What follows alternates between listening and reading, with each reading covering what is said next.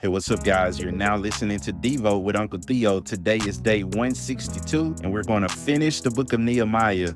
Basically, we only have one chapter left, chapter 13, and it'll close the book out. And so, if you remember when we started off in Nehemiah chapter 1 and 2, Nehemiah was a cupbearer to the king, and the king saw him looking disappointed and asked him what could he do for him. And he said, if I found favor in your sight, allow me to go back to my ancestors' place so I can help rebuild it. And so Nehemiah makes true on his word. So the king asked him how long it'll take. And so Nehemiah set an appropriate time, and he actually goes back. He makes true on his word. Let's get there in chapter 13. Verse 1 says, on the day that the book of Moses was read aloud in the hearing of the people, and there was found written that no Ammonite or Moabite should ever be admitted into the assembly of God, because they had not met the Israelites with food and water and had hired Balaam to call a curse down on them. Our God, however, turned the curse into a blessing. When the people heard this law, they excluded from Israel all who were of foreign descent. But listen to this. Before this, Elisha, the priest, had been put in charge of the storerooms of the house of our God. He was closely associated with Tobiah, and he had provided him with a large room formerly used to store the grain offerings and incense in the temple articles, and also the tithes of grain, new wine, and olive oil prescribed for the Levites, musicians, and gatekeepers, as well as the contributions of the priests. So this is the Tobiah that was an enemy of Judah. And here's our statement. But while all this was going on, I was not in Jerusalem, for in the 32nd year of Artaxerxes, king of Babylon, I had returned to the king. Sometime later, I asked his permission and came back to Jerusalem. Here I learned about the evil thing Elisha had done in providing Tobiah a room in the courts of the house of God. I was greatly displeased, and look at what he did. And threw all Tobiah household goods out of the room. I gave orders to purify the rooms, and then I put back into them the equipment of the house of God, with the grain offerings and the incense. I also learned that the portion assigned to the Levites had not been given to them, and that all the Levites and musicians responsible for the service had gone back to their own fields. So I rebuked the officials and asked them, why is the house of God neglected? Then I called them together and stationed them at their posts.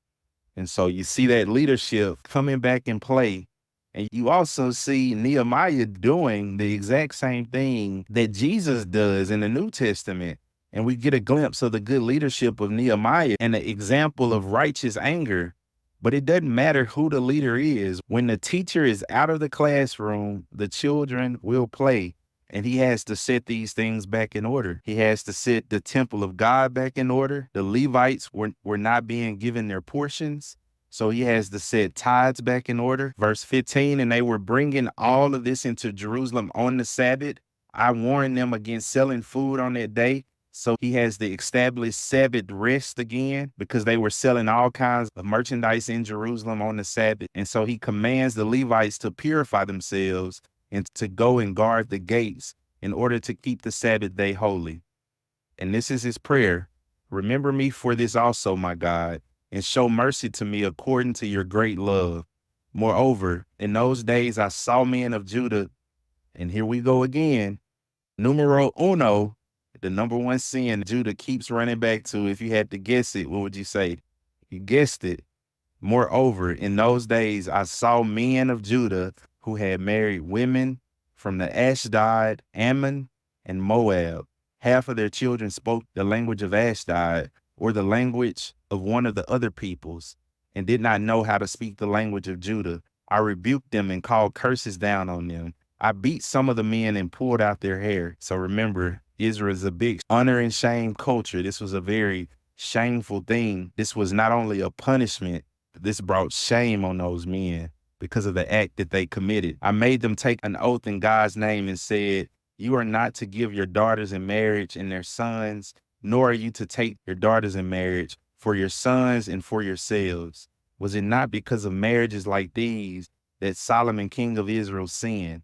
Among the many nations, there was no king like him. He was loved by his God, and God made him king over all Israel. But even he was led into sin by foreign women.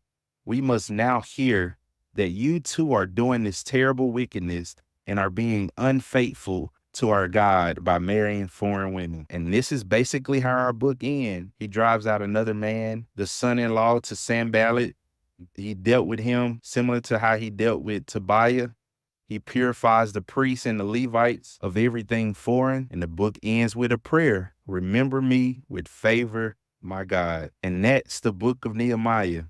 I hope you've learned a lot from his leadership, not only his leadership, but Ezra's ability to lead in spiritual matters as well. This book teaches us how Israel returns back from exile. They were punished by being sent back to Babylon, where Abraham came from, and they come out of exile.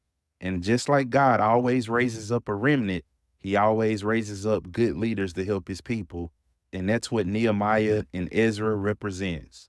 Next time we're together, we're going to look at another leader during this time who dealt with the non-returnees and how he and she saves their people.